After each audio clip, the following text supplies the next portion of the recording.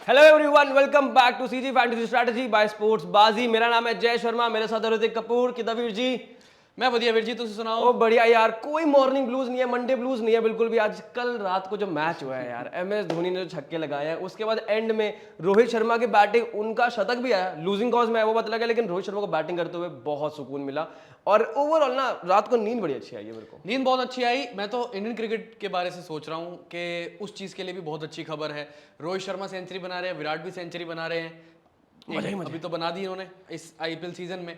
फिर उसके बाद हमने बुमराह को 5 विकेट हॉल लेते हुए देख लिया। तो इंडियन क्रिकेट के लिए अच्छी खबर है। तो नींद और भी ज्यादा अच्छी आई। हार्दिक पांड्या कैप्टनसी, वो भी इंडियन क्रिकेट के लिए अच्छी खबर है। तो T20 वर्ल्ड कप में थोड़ी ना कैप्टनसी करने वाले हैं।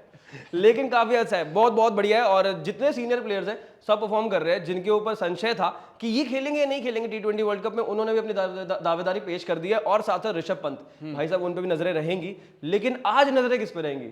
आज रहेंगी नजरें केकेआर वर्सेस आरआर के मैच पे, जो कि हो रहा है ईडन गार्डन्स में, मैच नंबर 31।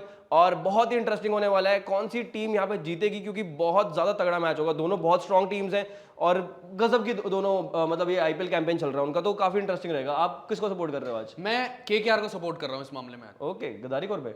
नहीं, गद्दारी कोर पे क्यों? मैं तो केकेआर को सपोर्ट करूंगा। होम ग्राउंड पे खेल रही है। पिछला मुकाबला लखनऊ के खिलाफ जीत के आई है होम ग्राउंड पे। वो बोरिंग हो गया यार, लेकिन रात वाला मैच बोरिंग वो इसलिए हुआ था क्योंकि सामने लखनऊ थी, केएल राहुल खेल रहे थे कछुए की चाल। ये बात भी सही है। लेकिन आज बात करेंगे कि स्पोर्ट्स बाजी के प्लेटफॉर्म पे आप कैसे लाइव खेलते खेलते लाइव जीत सकते हैं रियल कैश, और उसके साथ क्या फैंटेसी टीम बनाएंगे और कौन से वो स्टॉक्स होंगे जिन पे आप इन्वेस्टमेंट करके रिटर्न्स अच्छे पा सकते हैं। तो सबसे पहले चलते हैं हम सीधा अपने फर्स्ट सेगमेंट की तरफ ऋतिक, और उसका नाम है जानकारी। एग्जैक्टली। तो ज्ञानकारी सेगमेंट में सबसे पहले हम बात करेंगे पिच रिपोर्ट की। तो पिच रिपोर्ट क्या कहती है? तो ईडन गार्डन्स की पिच रिपोर्ट जो है जय, पिछला मुकाबला यहाँ पर जो लखनऊ के खिलाफ खेली थी केकेआर, वो दिन का मुकाबला था। थोड़ा बहुत वियर एंड टियर भी देखने को मिला था और पिच थोड़ा बहुत डबल पेस था। यहाँ पर स्पिनर्स की भी मदद मिली थी। वरुण चक्रवर्ती ने अच्छी गेंदबाजी करके दिखाई। पर जो आरआर वर्सेस केकेआर के बीच मुकाबला है वो शाम का मुकाबला है, तो आपको ड्यू भी देखने को मिलेगा। आउटफील्ड बहुत तेज हो जाती है केकेआर की शाम के टाइम पे। और टीम टॉस जीतने वाली, यानी टॉस जीतने वाली टीम पहले गेंदबाजी का फैसला करेगी, क्योंकि चेस करना इजी हो जाएगा। उसके अलावा पिच थोड़ा बहुत डबल पेस भी रहेगा, ऐसी बात नहीं है, पर लेकिन इतना नहीं क्योंकि जितना दिन में था। तो आई थिंक बैटिंग के लिए ठीक ठाक रहेगा ये पिच। विकेट बदल जाती है और वक्त के साथ लोग भी बदल जाते हैं ऋतिक, तो ये तो जिंदगी का दस्तूर है, क्या करें। बिल्कुल। टू पेज तो लोग भी होते हैं, टू फेस्ड होते हैं, यहाँ पे टू पेज्ड है, फर्क कुछ नहीं है। उसके साथ साथ ऋतिक अगर बात करें यहाँ के स्टैट्स की, वेन्यू की, तो वो क्या कहते हैं? तो मेरे हिसाब से जो आंकड़े ज्यादा भारी हैं जिस तरफ, मेरे हिसाब से वो सेकंड इनिंग्स की तरफ ज्यादा भारी रहेंगे। एक बार आंकड़ों की तरफ ध्यान दे लेते हैं। टोटल मुकाबले ईडन गार्डन्स में T20 के हुए 87 यानी 87। बैटिंग पहले करने वाली टीम ने 35 मुकाबलों में जीत हासिल करी है, जबकि बैट सेकंड करने वाली टीम ने 52 मुकाबलों में जीत अपने नाम करी। फॉर श्योर यहाँ पे चेज करना ज्यादा प्रेफरेबल रहता है, वो तो अब स्टैट्स ने भी बता दिया है। उसके साथ साथ ऋतिक जरा ज्ञान दो हमें कि एक्चुअली हेड टू हेड क्या कहता है। तो दोनों टीमों के बीच में 28 मुकाबले हुए हैं कुल अभी तक आईपीएल में, जिसमें से केकेआर का थोड़ा सा एज है ऊपर की तरफ। केकेआर ने 14 मुकाबलों में जीत हासिल करी है और आरआर ने 13 मुकाबलों में जीत हासिल करी है। एक रहा था नो रिजल्ट। ओके, तो यहाँ पर काफी ज्यादा क्लोज है और दोनों टीमें मतलब ऑलमोस्ट बराबर पे एट पार है, और पॉइंट टेबल भी आगे पीछे ही है, ज्यादा टॉप में ही है। तो मेरे को लगता है कि बहुत ज्यादा हाई इलेक्ट्रीफाइंग मैच होने वाला है यहाँ पर। उसके साथ में अब सीधा चलते हैं कौन कौन से प्लेयर्स यहाँ पे इलेक्ट्रीफाइंग परफॉर्मेंसेस कर सकते हैं, और उसके लिए जानना होगा प्रोबेबल 11। होम टीम की बताओगे आप? तो मैं आरआर की बता देता हूँ आज। यार ये दोगला आदमी है यार, कभी कहीं हमेशा वैसे हमेशा होम टीम की बताते हैं। आज अलग हो गया। आज अलग हो गया क्योंकि मैं 2 दिन से सोच रहा हूँ जैसी पिच वैसे बिहेवियर बदल गई है चिंकी। तो मेरे हिसाब से मैं आरआर की बता देता हूँ। प्रोबेबल प्लेइंग 11 कुछ ऐसी रही। Sanju Samson, Riyan Parag, Dhruv Jurel, Shimron Hetmyer, Rovman Powell, Tanush Kotian, Keshav Maharaj, Trent Boult, Avesh Khan, Kuldeep Sen, Yuzvendra Chahal. तो ये तो हो गई राजस्थान रॉयल्स की बात। अब बात कर लेते हैं होम टीम की। मैं बता देता हूँ, इन्होंने तो बताई नहीं आज।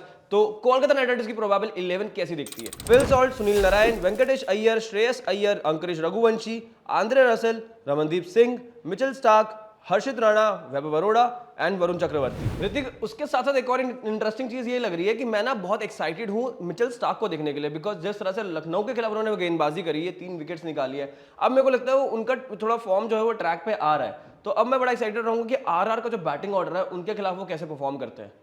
हाँ, मतलब हो भी सकता है क्योंकि आरआर की जो बल्लेबाजी उनमें डेप्थ भी है, पावर पैक बल्लेबाजी भी है, पर लेकिन साथ ही साथ वो है कि सामने जॉस बटलर होंगे और दूसरी तरफ मिचेल स्टार्क गेंदबाजी करेंगे नई गेंद से। तो आई थिंक बढ़िया मैचअप होने वाला दोनों के बीच में। और जॉस बटलर से मुझे याद आया कि उन्होंने तो केकेआर के खिलाफ आईपीएल में सेंचुरी भी लगाई हुई है आरआर की तरफ से खेलते हुए। हाँ, और आपको याद होगा शेन वॉटसन जब आरआर की तरफ से खेलते थे उन्होंने भी लगाई हुई है। ये एक इंटरेस्टिंग चीज दिमाग में आ रही है। मतलब पिटाई होगी आप कह रहे हो आरआर की, हो RR सकती की है, तरफ से। हो सकती है, क्योंकि देखो बल्लेबाजी तो हेटमायर तक है ना, बहुत जबरदस्त बल्लेबाजी। और नीचे देखो अश्विन का अगर बल्ला चल जाता है तो वो भी बेहतर है। और क्या, उसके साथ साथ यूजी चहल ने भी यहाँ पे उनके खिलाफ, केकेआर के खिलाफ फाइफर लिया हुआ है, तो वहां पर भी बड़ा इंटरेस्टिंग मैचअप होने वाला है कि सुनील नारायण जब आएंगे, फिल सॉल्ट होंगे, या फिर मिडिल ऑर्डर में आंद्रे रसेल आएंगे, तो यूजी चहल उनको कैसे टैकल करेंगे, बिकॉज एडन गार्डन का जो मैदान है वो वैसे भी बहुत छोटा है और बाउंड्रीज बहुत ज्यादा लगती है वहां पर भी, तो काफी इंटरेस्टिंग होने वाला है। और ये सब चीजें हम डिस्कस कर रहे हैं, इनका कुछ आगे एग्जीक्यूशन तो करना पड़ेगा यार, इतना दिल से बातें कर रहे हैं, दिमाग डेटा लगा के हमने सब बातें की ज्ञानकारी सेगमेंट में, तो अब चलते हैं इनको एग्जीक्यूट करने की तरफ, और वो भी हमारे कौन से सेगमेंट में, आज के बाजीगर। एग्जैक्टली आज के बाजीगर की तरफ चलते हैं। और सबसे पहले जानेंगे आज की क्लासिक फैंटेसी टीम स्पोर्ट्स बाजी के प्लेटफॉर्म पे आप क्या बना सकते हैं। तो ऋतिक, ओवर टू यू। जय, अगर मुझसे कोई पूछता है how do you like it, तो मैं क्या जवाब देता हूँ? I like it classic. बिल्कुल। और इसी बात पे केकेआर वर्सेस आरआर मुकाबले की क्लासिक फैंटेसी मैं पेश करता हूँ। विकेट कीपर्स में जॉस बटलर, संजू सैमसन और फिल सॉल्ट। बैटर्स में यशस्वी जायसवाल, श्रेयस अय्यर। ऑलराउंडर्स में Riyan Parag, Andre Russell, Sunil Narayan. Bowlers में ट्रेंट बोल्ट, युजवेंद्र चहल और मिचेल स्टार्क। कैप्टन रहेंगे सुनील नारायण और वाइस कैप्टन रहेंगे संजू सैमसन। जय, ये तो मैंने बता दी classic fantasy, captain vice captain भी बता दिए। अगर मान लो ये मेरे कैप्टन वाइस कैप्टन जो मैंने चुने वो चल नहीं पाते, और जो मैंने बाकी खिलाड़ी चुने हैं जिन पर मुझे भरोसा है पर वो चल नहीं पाते, तो मैं क्या करूंगा? देखो, अनसर्टेनिटी लाइफ में रहती है, यहाँ पे भी होती है, तो हम क्या कर सकते हैं यहाँ पर, जस्ट इन केस अगर आपको लग रहा है कि ये 11 प्लेयर्स है, इनमें से कोई शायद एक प्लेयर जो है उसका ऑफ डे हो सकता है और बहुत गट फीलिंग आ रही है, तो आपको कुछ नहीं करना, आपको उस प्लेयर का स्टॉक खरीदना है, वो भी शॉर्ट में। तो जस्ट इन केस वो परफॉर्म नहीं करते हैं और आपके जो ओवरऑल फैंटेसी पॉइंट्स है वहां से कम हो रहे होंगे, लेकिन आपको यहाँ पे प्रॉफिट मिल रहा होगा स्टॉक्स में, तो इस तरह से डाइवर्सिफिकेशन करके आप अपना जो पोर्टफोलियो है उसको और बेहतर बना सकते हैं और जो रिस्क है उसको थोड़ा सा और कम कर सकते हैं। तो ये कर सकते हो आप। बताओ, प्लेयरों का भी ऑफ डे हो रहा है, हमारा ही नहीं हो रहा। खैर, एक और सवाल जो मेरे मन में आ रहा था कि फर्स्ट इनिंग की मैंने टीम बना ली, वो टीम अच्छे पॉइंट्स भी बनाकर चली गई है, अब मुझे आगे भी वैसे पॉइंट्स बनाने, तो आगे कैसे करूंगा मैं? आगे अगर आपको ऐसे ही इनकी तरह बहुत ज्यादा पैशन है कि मुझे और पॉइंट्स लेने हैं और पॉइंट्स चाहिए कैसे भी करके, तो मत ही लेना, मैं बताता हूँ सही तरीका क्या है। तो सेकंड इनिंग्स में आप जाके फिर से एक और टीम बना सकते हैं वहां पे, जस्ट इन केस आपको लग रहा है कि यार जो फर्स्ट इनिंग्स के प्लेयर है वो तो कर रहे हैं अच्छा, और एक और ऑप्शन बन सकता है कि आप सेकंड इनिंग्स में जाके अपनी टीम बना सकते हो और जो ओवरऑल पॉइंट्स है आपको और बढ़ा सकते हैं अपने, तो वहां से अर्निंग्स भी बढ़ जाएंगी, ऑब्वियसली बात है। तो आपको सेकंड इनिंग्स की टीम बनानी है, और जो बैट्समैन जो बैटिंग करने वाले सेकंड टीम से, और जो बॉलर्स नेक्स्ट टाइम बॉलिंग करने वाले हैं इंक्लूडिंग ऑलराउंडर्स, आप उस तरह से वो टीम बना सकते हैं, कैप्टन वाइस कैप्टन चूज करें, और उसके बदले में आप अगर आप जीतते हैं तो फिर ऑफकोर्स आपको पॉइंट्स मिलेंगे, और पॉइंट्स के बदले में आपको कैश मिलेगा, तो आप इन कैश करवा सकते हैं। तो इस तरह से आप ना और एम्पलीफाई कर सकते हैं अपने जो पॉइंट्स होंगे उसको। तो इसके साथ साथ एक और इंटरेस्टिंग चीज ऋतिक ये है कि यहाँ पर ना स्पोर्ट्स बाजी के प्लेटफॉर्म पर आप लाइव खेलते खेलते ना लाइव जीत सकते हो रियल कैश, और सबसे इंटरेस्टिंग मुझे वही लगता है, और मुझे वो खेलने में बहुत मजा आता है। और कल का ही मैच ले लो, मैंने कहा था कि जसप्रीत बुमराह जो है वो विकेट्स जो है नहीं ले पाएंगे, और वही हुआ, नहीं लिए, ज्यादा नहीं लिए उन्होंने। मेरा ओपिनियन यही था कि क्योंकि बैटिंग लाइनअप जिस तरह का था, मेरे को लग रहा था कि नहीं ले पाएंगे, और मैंने उनको शॉर्ट में सेल किया था और वही हुआ। तो इसीलिए मतलब जो एनालिसिस है, दिल दिमाग डेटा हम जो यहाँ लगाते हैं वो वहाँ भी लगाते हैं और रिटर्न्स पाते हैं। और साथ में रोहित शर्मा की मैंने सेंचुरी की भी येस की थी और वो हो गया, और बहुत लास्ट में हुआ, मेरे को लग रहा था कि पता नहीं होगा नहीं होगा, but end of the day Rohit Sharma ने 100 बना दी थी, तो मेरे को बड़ा मजा आया। और MS धोनी के वो छक्के थे वो तो भाई क्या ही कहने थे, उसमें भी बहुत मजा आया। MS धोनी एक से ज्यादा बॉल खेलेंगे नहीं खेलेंगे, वहां पे एक मार्केट में सवाल था स्टैट्स प्रो पे, जिसपे मैंने कहा था कि वो खेलेंगे, और वो खेले, 4 गेंदें खेले, और वहां पे भाई 20 रन लगे, और वो रिटर्न भी मिला, जो खुशी मिली, और उसके साथ में जो यहाँ से रिटर्न आया रियल कैश वो भी मिला। तो आप भी इसी तरह से खेल सकते हैं, और कैसे खेलना है ये मैं बताता हूँ। इस मैच से रिलेटेड किस तरह के क्वेश्चंस होंगे आपके पास वहां पर। तो अगर आप स्पोर्ट्स बाजी के प्लेटफॉर्म पे जाएंगे, वहाँ स्टैट्स प्रो पे क्लिक करेंगे, तो आपको इस मैच से रिलेटेड क्वेश्चंस दिखेंगे, और उसको मार्केट्स भी बोल देते हैं, और जिस तरह की कॉन्टेस्ट रहते हैं वो मैं आपको बताता हूँ। Kolkata will win the T20 match against Rajasthan.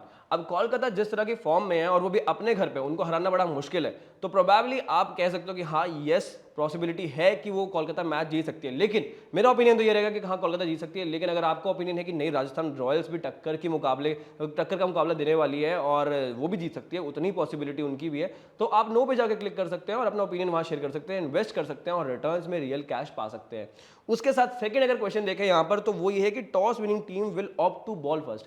जानकारी सेगमेंट में हमने ये डिस्कस किया था कि यहाँ पर पहले गेंदबाजी करना प्रेफर करती है टीम, बिकॉज 2 पेज रहती है और बाद में ड्यू आती है, इस रीजन से चेज करना थोड़ा आसान हो जाता है। तो इस रीजन से मेरे को लगता है कि हाँ पहले जो भी टीम टॉस जीतेगी वो गेंदबाजी करने का फैसला ही लेगी और चेज करना ही प्रेफर करेगी। तो मेरा ओपिनियन यहाँ पे यस रहेगा, आप भी यस, अगर आपको लगता है तो आप भी यस करें और साथ में रिटर्न्स पाएं बाद में, जब एक्चुअली जब जो भी टॉस जीतेगी टीम और वो गेंदबाजी लेगी, ऑब्वियसली बात है। और नीचे अगर थोड़ा स्क्रॉल करें हम तो यहाँ पर सवाल है कि team batting first will score 185 और मोर रन्स इन 20 ओवर्स। अब यहाँ पर हाई स्कोरिंग मैचेस हमें पता होते हैं, हाई स्कोरिंग अफेयर्स रहते हैं, तो कहीं ना कहीं पॉसिबिलिटी है 185 स्कोर होने की, क्योंकि पिछला मैच जो था ऋतिक, उसमें तो हमने देखा था कि यार एलएसजी की टीम इतनी ज्यादा बैटिंग में स्ट्रांग नहीं है, तो कहीं ना कहीं वो बैकफायर हुआ। बट स्टिल आई थिंक कि जब ये दोनों टीमें आएंगी, दोनों पावर हाउसेज है बैटिंग का, तो यहाँ पे 180 प्लस स्कोर लगाना कोई बड़ी बात नहीं होगी। तो मेरे को लगता है 185 प्लस लगाना will be easy for both of the teams. तो कोई भी टीम आती है पहले बल्लेबाजी करने, वो 185 रन बना सकती है। मैं यस करूंगा, आप अपने हिसाब से देख सकते हो, अपना दिल दिमाग और डेटा लगाकर जो ओपिनियन है वो यहाँ शेयर कर सकते हैं आप और रिटर्न्स पा सकते हैं। तो ये तो हो गई बात स्टैट्स प्रो की। अब चलते हैं हम स्टॉक्स की तरफ कि स्टॉक्स कैसे इन्वेस्ट करने हैं आपको और कौन से वो टॉप 3 स्टॉक्स होंगे जिन पे आप इन्वेस्ट कर सकते हैं और रिटर्न्स पा सकते हैं। सबसे पहला स्टॉक होगा मिचेल स्टार्क का, बिकॉज जिस तरह से उन्होंने गेंदबाजी की है ऐसा लग रहा है कि फॉर्म में आ गए हैं। हम ये डिस्कस कर भी रहे थे शुरुआत में इस वीडियो के, तो मैं पहले रखूंगा मिचेल स्टार्क को, जिनका long is 46 rupees and short is 42। अगर आपको लगता है मिचेल स्टार्क जो है वो 46 से ज्यादा पॉइंट्स दे सकते हैं आपको फैंटेसी पॉइंट्स, तो आप 46 पे जाके इन्वेस्ट कर सकते हैं लॉन्ग, अदरवाइज शॉर्ट 42 पे कर सकते हैं अगर आपको लगता है कि नहीं 42 से कम पॉइंट्स रह जाएंगे उनके ओवरऑल फैंटेसी के। और just for your kind information, last match में उन्होंने 93 पॉइंट्स निकाले, तो पॉसिबिलिटी है, हाई पॉसिबिलिटी है कि वो इस मैच में भी अच्छे विकेट्स निकाल सकते हैं और अच्छे पॉइंट्स लेके जा सकते हैं। उसके साथ अगर हम बात करें यहाँ पे सेकंड पिक की, तो वो रहेंगे यशस्वी जायसवाल। हाँ, मेरे को पता है आप कहोगे यार फॉर्म में नहीं है, इतना अच्छा नहीं कर रहे, तो उसी बेसिस पे हमने यहाँ पे जजमेंट ये किया है कि मैं यहाँ पे शॉर्ट 41 रखूंगा यशस्वी जायसवाल का और वहां पे इन्वेस्ट करूंगा, क्योंकि मेरे को लगता है कि 41 पॉइंट से वो कम रह जाएंगे इस बार और नहीं परफॉर्म कर पाएंगे, बिकॉज सामने मिचेल स्टार्क होंगे और लेफ्ट आर्म पेसर के सामने आपको पता ही है कि थोड़ा बहुत इश्यूज तो आते हैं यशस्वी जायसवाल को। उसके साथ साथ यशस्वी जायसवाल अगर आपको लगता है कि परफॉर्म कर सकते हैं, क्योंकि यहाँ बैटिंग विकेट होगी, आउटफील्ड जो है वो बहुत तेज होती है, बाउंड्री छोटी हैं, तो लॉन्ग 45 पे जाकर आप इन्वेस्ट कर सकते हैं अगर आपको लगता है 45 पॉइंट से ज्यादा जायसवाल आपको देकर जाएंगे। उसके बाद थर्ड अगर हम चले तो थर्ड कौन सा प्लेयर है? थर्ड प्लेयर है यूजी चहल।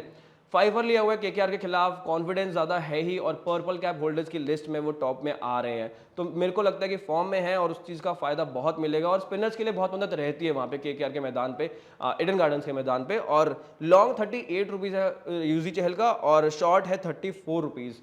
और लास्ट 3 से 4 मुकाबले अगर हम देखें तो हर मुकाबले में उन्होंने 30 से ज़्यादा तो पॉइंट्स दिए ही हैं। लास्ट मुकाबला बस 29 पॉइंट्स पे रह गया था, लेकिन उसके पहले तो मैं कहूँगा 50 प्लस पॉइंट्स दिए हैं, तो इसलिए जो फॉर्म है वो बहुत अच्छी है और उसको आगे कैरी फॉरवर्ड करना चाहेंगे यूजी चहल और जो कंडीशंस है वो भी फेवरेबल रहेंगी उनके।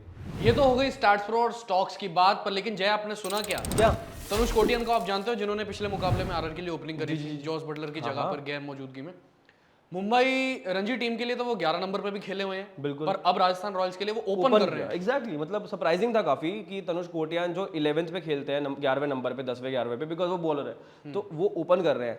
पोटेंशियल देखा कुछ ऐसा बैटिंग का मेरे को लगता है राजस्थान रॉयल्स ने। अश्विन को भी एक बार ओपन कराया था, तो ये करती रही थी राजस्थान रॉयल्स की टीम।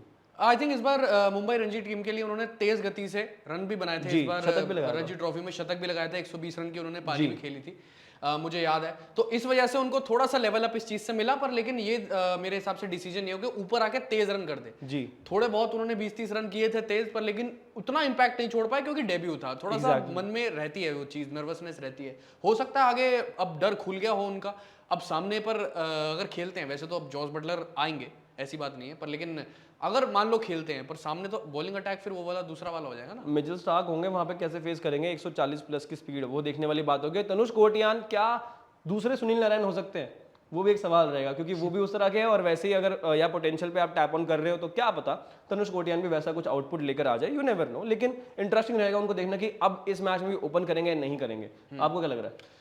नहीं लगता मुझे, नहीं लगता, मेरे को लगता है कर सकते हैं, एक और बार ट्राई करेंगे, थोड़ा तो देंगे लेवरेज। तो ऋतिक अब जाने से पहले मुफ्त का ज्ञान तो बनता है, ऑडियंस को देके जाएंगे, है ना। मुफ्त के ज्ञान में सबसे पहले मुफ्त की प्रेडिक्शन कर देते हैं, बिल्कुल प्रेडिक्शन ये है जो सबसे मुफ्त में मिलती है। खड़का दो है ना। तो केकेआर की जो विनिंग प्रेडिक्शन है, कह सकते हो जो विनिंग परसेंटेज जो आ रही है, जो आसार निकल रहे हैं उनके जीत के, वो निकल रहे हैं 55%। ओके, आरआर के यानी राजस्थान रॉयल्स के 45%। थोड़ा सा ही डिफरेंस है, ज्यादा नहीं है, लेकिन केकेआर के होम ग्राउंड पे आरआर की परसेंटेज जो है 45 है, तो वो काफी ज्यादा इंटरेस्टिंग है और वो बताता है कि दोनों टीमें कितनी अच्छी फॉर्म में चल रही हैं इस टाइम पे। और मेरे को लगता है बहुत ज्यादा कांटे की टक्कर होगी।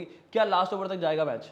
बहुत ज़्यादा उम्मीदें हैं, क्योंकि पिच का जो नेचर है वो थोड़ा बहुत डबल पेस भी हो सकता है मुकाबले में। तो कई बार जब ऐसा होता है तो मुकाबले धीरे धीरे डॉट बॉल परसेंटेज धीरे धीरे जब बढ़ती जाती है तो एंड तक चले जाते हैं। एग्जैक्टली और इसके साथ साथ एक और चीज आपको देके जाते हैं मुफ्ती के ज्ञान में, वो है एक बोनस स्टॉक। किसका होगा वो मैं बताता हूँ। तो जो बोनस स्टॉक है वो है आंद्रे रसल का, एंड उनका लॉन्ग है 53 rupees and short is 48 rupees. तो ऑलराउंडर है, गेंद और बल्ले दोनों से कंट्रीब्यूट करते हैं। पिछले मैच में तो उनकी बैटिंग ही नहीं आई तो वो बात अलग है, बट अगर बैटिंग आती तो फॉर श्योर वहां भी कंट्रीब्यूट करते। और विकेट्स एक निकाली थी उन्होंने पिछले मैच में भी। तो ओवरऑल मेरे को लगता है कि 53 जो लॉन्ग है आप उस पर जाके इन्वेस्ट कर सकते हैं, बिकॉज वो उतने पॉइंट्स तो आपको दे ही देंगे बड़े आराम से। तो इस वीडियो में हमारी तरफ से इतना ही, और साथ साथ एक और इंपॉर्टेंट रिक्वेस्ट आपसे ये करनी है कि जब भी आप इन्वेस्ट करें तो अपना जो पोर्टफोलियो है उसको डाइवर्सिफाई करने की कोशिश करें, ताकि जो रिस्क फैक्टर है वो कम हो जाए और जो आपका प्रॉफिटेबिलिटी है वो ज्यादा और बेहतर हो जाए और बैलेंस आउट हो जाए। जस्ट इन केस अगर आप कहीं लॉस भी फेस कर रहे हैं या कहाँ पे हो सकता है कि शायद से ये रिस्क है, यहाँ पे लॉस हो सकता है, इस जगह क्लासिक में है, तो आप अलग अलग तरह से उसको मिटिगेट करके, चाहे इन्वेस्टमेंट पॉइंट ऑफ व्यू से आप कहो कि आप स्टैट्स प्रो में खेल रहे हैं, उसके बाद कुछ अमाउंट आप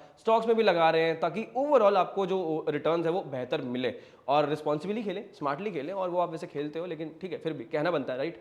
तो उसके साथ एक और इंपॉर्टेंट चीज़ वो है कि जाने से पहले ना टेलीग्राम चैनल भी ज्वाइन कर लेना हमारा, ताकि जो भी लास्ट मिनट अपडेट्स होती हैं वो आपको उधर मिल जाएं। क्योंकि कई बार होता है कि जो प्लेयर है वो अवेलेबल नहीं होता, आफ्टर द टॉस कोई चेंज आता है टीम के अंदर, तो वो वहाँ पर अपडेटेड आता है अब टेलीग्राम चैनल पे हमारे, तो वहाँ पे ज्वाइन कर लेना। उसके साथ साथ अपना सपोर्ट जो है वो सोशल मीडिया हैंडल्स को देना हमारे, और साथ में यूट्यूब चैनल को भी सब्सक्राइब कर लेना, ताकि जब भी कोई वीडियो आए, जब भी हम आए, तो आप भी दूर ना रह जाएं और सारी वीडियोस आप देख पाएं और टीम्स बना पाएं और रियल कैश जीते रहें स्पोर्ट्स बाजी के प्लेटफॉर्म पे। Thank you so much for watching CG fantasy strategy by sports Baazi, signing of.